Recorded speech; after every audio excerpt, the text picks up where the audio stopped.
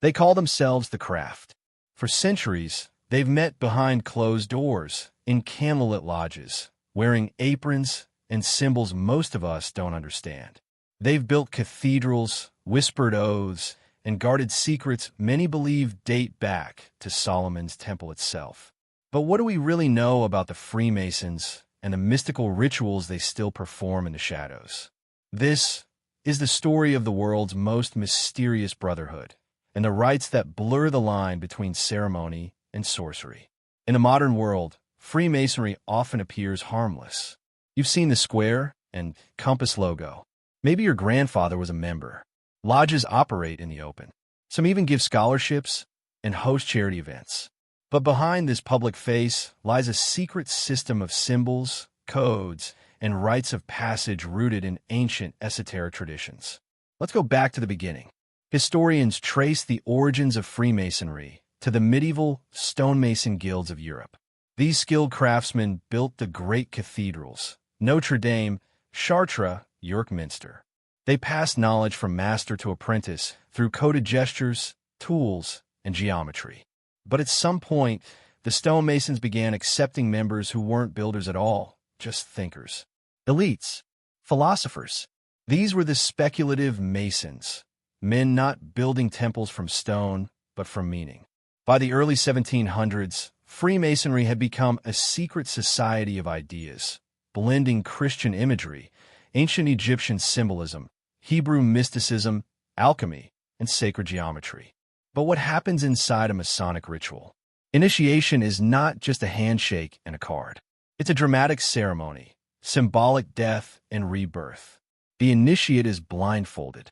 A rope, the cable tow, is placed around his neck. He knocks 3 times at the door of the lodge.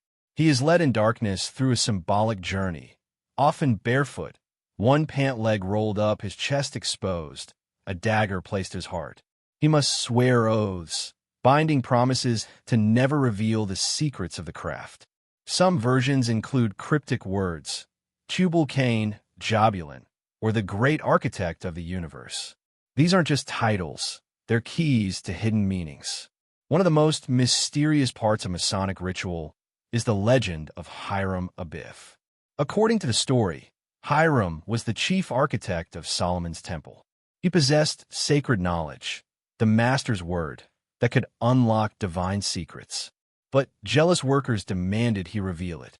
When he refused, they murdered him and buried his body in a shallow grave. In Masonic ritual, the initiate becomes Hiram, reenacting his death and symbolic resurrection. Why this story?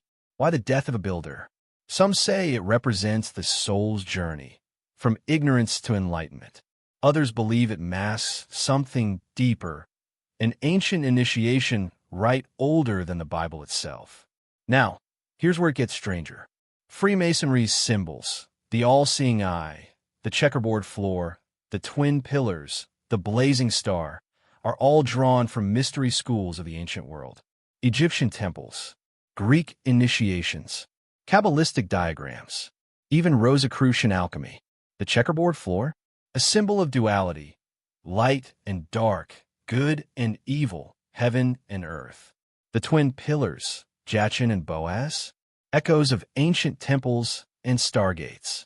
The blazing star, many link it to Sirius, the star revered by ancient Egyptians. These aren't just decorations. They form a secret language, one only the initiated can truly understand. Some say these rites are harmless tradition. Others believe they unlock hidden energies and even summon real forces. Occult researchers like Manly P. Hall and Albert Pike, both high-ranking Masons, wrote extensively about spiritual transformation through Masonic ritual. Pike, in particular, claimed that the 33rd degree opens the door to true illumination or madness. And then there's the conspiracy theory side. Freemasonry has long been accused of dark practices, blood rituals, human sacrifice, worship of Baphomet, control of governments, and finance. While most of these claims are exaggerated or false, they come from somewhere. And many rituals are closed to outsiders. Even lower-ranking Masons don't know what happens at the highest levels. But perhaps the real power of Freemasonry is this. A secret creates curiosity. A symbol, left unexplained, gains power. And for over 300 years, the Masons have used secrecy not to hide, but to shape the world. From George Washington to Mozart, from Winston Churchill to Harry Houdini, the list of famous Masons is long and sometimes chilling. Even the layout of Washington, D.C. contains Masonic symbols: the compass, the pentagram, the owl. Coincidence? Or the silent fingerprint of the craft? In the end, maybe Freemasonry is neither good nor evil. It is a system, ancient, symbolic, mysterious, that leads those within it on a journey of inner transformation. Some use it for wisdom, some for control, and some say nothing at all. Sleep well tonight. And remember, not all temples have walls, and not all secrets are meant to be revealed.